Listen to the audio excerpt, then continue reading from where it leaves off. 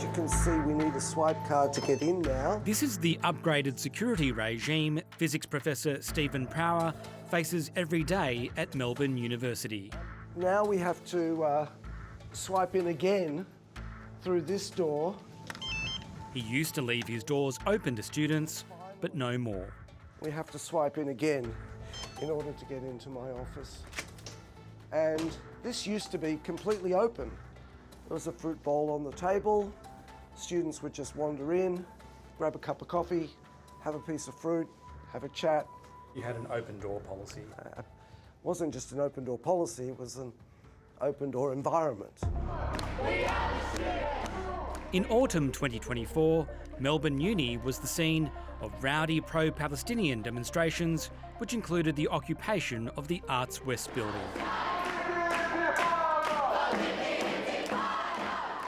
By October that year, about 20 protesters turned their sights on Stephen Power, staging a sit-in in his office. They got in through this door, which was being repaired at the time. The door was open, and when I looked around the corner, I could see that my office was full of masked intruders. I had no idea at that stage who they were.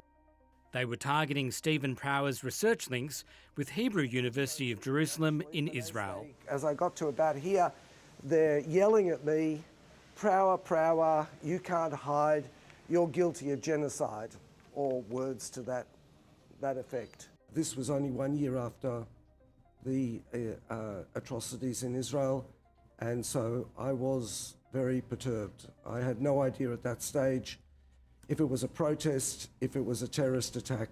But what did you understand them to suggest about you and your position on the alleged genocide in? That somehow the role that I was playing in the university in supporting research with the Hebrew University was illegitimate. Right. And somehow facilitating the genocide in Correct. Gaza? Free, free, free Palestine! After encampments sprouted across the US, the university movement went global.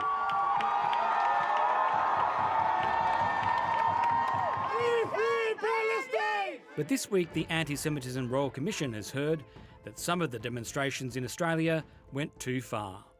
The evidence will show that there have been instances where protest on these issues has crossed the line. The Commission heard from numerous Jewish students who said they feared for their safety in a hostile campus environment. Among them, former ANU student Liat, who gave evidence under a pseudonym. I often say that October 7 marked the sort of beginning of the end in terms of Jewish safety on campus. I had been spat at, people had come up to me and done Nazi salutes. I felt very physically intimidated. Liat said she and other Jewish students faced the protest chant, "Globalise the Intifada." Well, the Intifadas were periods of history wherein violent terror attacks were carried out in Israel. And when people call to globalise the Intifada, it means the extension of that beyond the borders of Israel. And I think that's what we saw at Bondi. You were asked about whether you accepted that there can be criticism of Israel in the wider debate. Where do you see the balance in the debate, particularly at university? What is acceptable discourse and what's not? The idea that you can call for the violent elimination of a people or a state it's not even discourse anymore. It's a call for the violent removal of people. Representing the pro-Palestinian student movement was Yasmin Johnson, one of the organisers of Sydney University's encampment. She told the Commission she's Jewish but opposes Israel's actions in Gaza. As a Jewish person, I think it has been crucial for me to speak out because there has been an attempt to conflate Judaism and the State of Israel, and therefore to say that criticism of the State of Israel can constitute anti-Semitism. She defended the protest chant, "Globalise the Intifada." We chant that because intifada, which means uprising or shaking off in Arabic, is a word that represents a demand for opposition, for, well, an uprising or resistance to oppression. Yasmin Johnson told the Commission she supported violent resistance in social justice movements, which prompted this query from Commissioner Virginia Bell. The second Intifada involved a series of suicide bombings within Israel that did put the community in terror. Can you see, against that background, how upsetting it is for members of the Jewish community? I don't hold movements for the justice of the oppressed to a standard that says there can never be any violence. That Intifada was also a legitimate act of resistance by a people under occupation.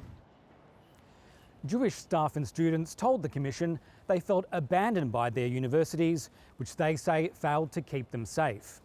Even when they did report anti-Semitic incidents, they felt frustrated by slow and opaque complaints processes, which led to unsatisfactory outcomes and few consequences for the perpetrators. The Vice-Chancellors of some of Australia's most prestigious universities were called to give evidence. The Commission heard Melbourne University tolerated the protests until the invasion of the Arts West building, with Victoria Police warning about the risk of violence. The atmosphere on campus changed dramatically with the Arts West intervention. Soon after the encampment ended, the university changed quite sharply its policies. Sydney University Vice-Chancellor Mark Scott apologised for the effect that university's 8-week encampment had on staff and students. So I still believe the pursuit of the peaceable resolution of the encampment was very important and to the long-term benefit of the university. But I can see that our Jewish students and staff paid a price for that as the encampment dragged on.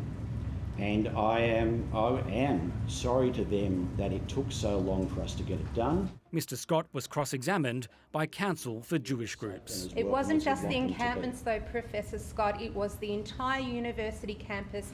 The fact that you never said in 2024 publicly, we stand against anti-Semitism and we support our Jewish community on campus, correct? Well, no, I don't accept that at all. You said those things publicly in 2024. There is correspondence and communication from me to the university community regularly, saying that we stand against anti-Semitism.